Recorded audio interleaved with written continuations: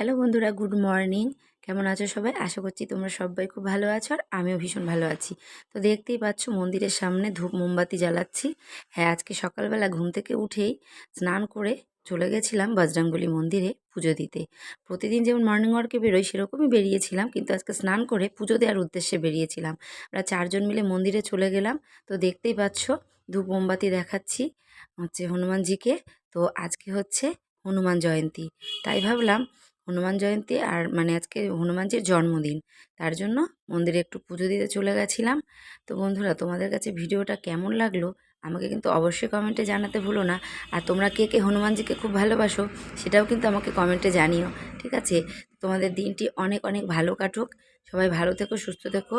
বজরংবলী ঠাকুর তোমাদের সবসময় সমস্ত সংকট মোচন করুক।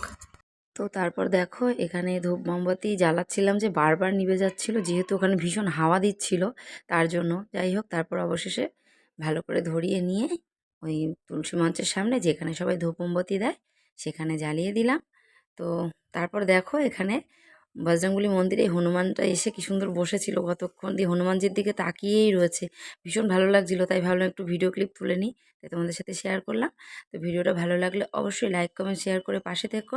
সবাই ভালো থেকো, সুস্থ থেকো। কমেন্টে অবশ্যই বজরংবলীর নামটা নিয়ে যেও।